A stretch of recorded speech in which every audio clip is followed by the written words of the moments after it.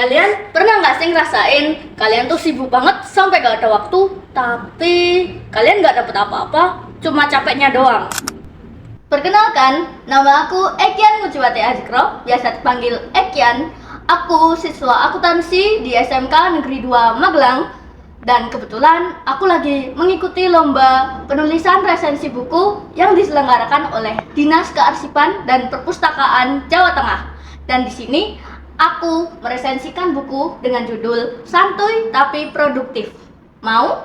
Buku yang aku resensikan berjudul Santuy Tapi Produktif Mau, ditulis oleh Restianingrum, diterbitkan oleh Psikologi Corner dengan tahun terbit 2021 dengan tebal buku sebanyak 132 halaman dan ISBN yaitu 9786232443167. Balik lagi ke soal sibuk. Sebenarnya sibuk dan produktif itu berbeda banget loh.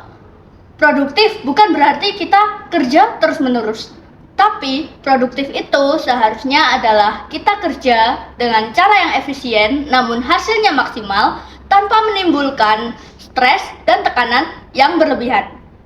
Kalian pasti pernah lihat kan, orang yang hidupnya itu santai banget padahal aslinya dia juga punya banyak aktivitas yang harus dia lakukan. Kalian lebih suka yang mana?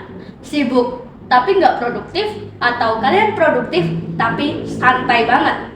Nah, di sini buku ini akan menceritakan tentang bagaimana supaya kita bisa produktif. Di dalam buku ini kita diajarkan bagaimana supaya pekerjaan kita menjadi lebih produktif. Sesuai dengan tagline-nya yaitu saatnya kerja cerdas karena yang sok sibuk belum tentu produktif. Buku ini selain menjelaskan apa itu arti bekerja dan apa itu arti produktif, di sini juga ada perbedaan antara sibuk dan produktif.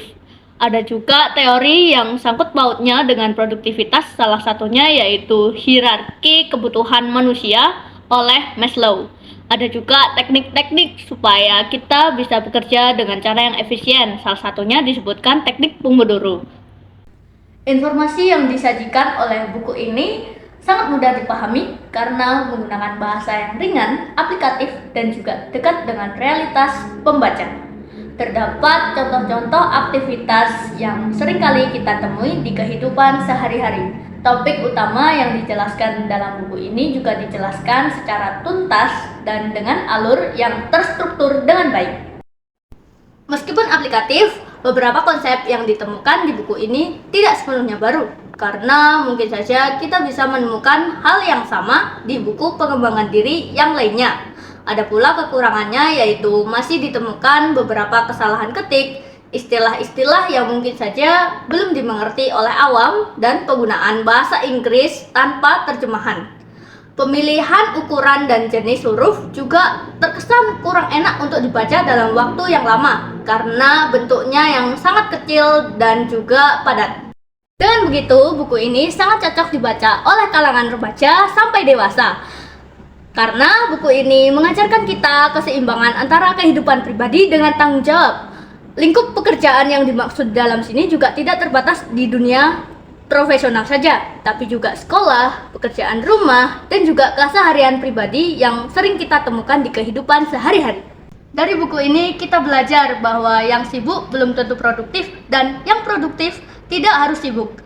Kita bisa belajar untuk memaknai suatu pekerjaan supaya tidak hanya menimbulkan kelelahan semata, tapi juga menimbulkan suatu manfaat.